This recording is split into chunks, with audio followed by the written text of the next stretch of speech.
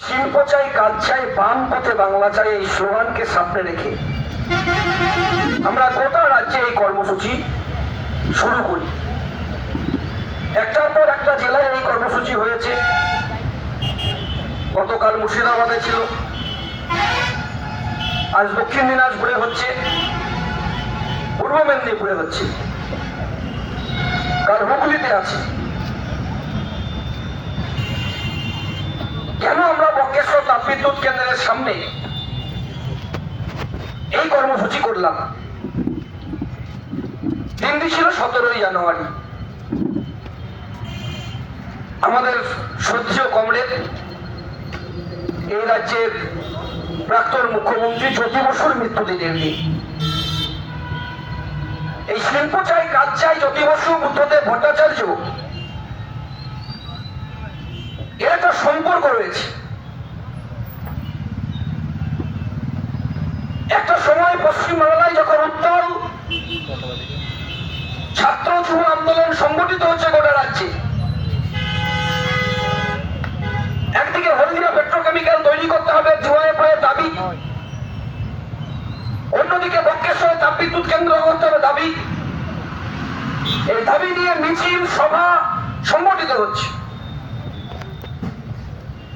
ঠিক সেই সময়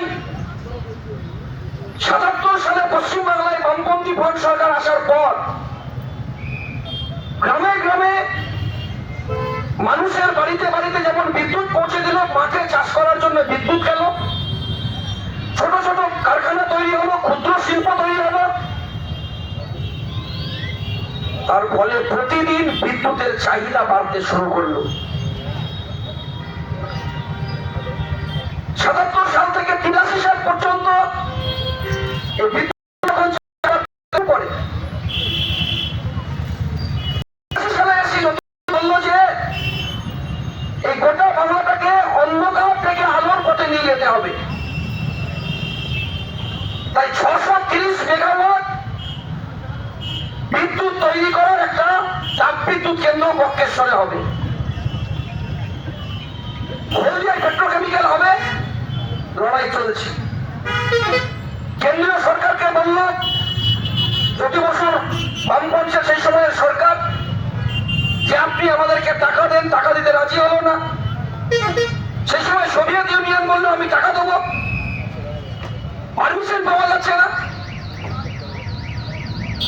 জুয়াএফআই গোটা বাংলার মাটিতে আমাদের প্রাক্তন সে সময়ের নেতা রবীন্দ্র বরণ বসু এরা বললেন যে গোটা বাংলার মাটিতে আমরা রক্তদান করব এবং সেই রক্ত দিয়ে বক্রেশ্বর তাপবিদ্যুৎ কেন্দ্র হবে।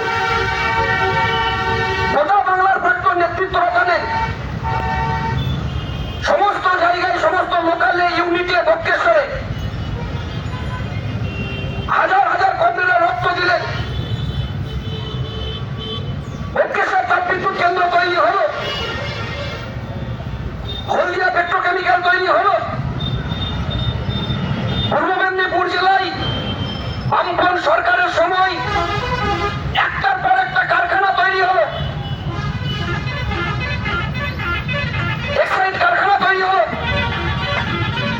এই জেলায় সিমেন্ট কারখানা তৈরি হলো,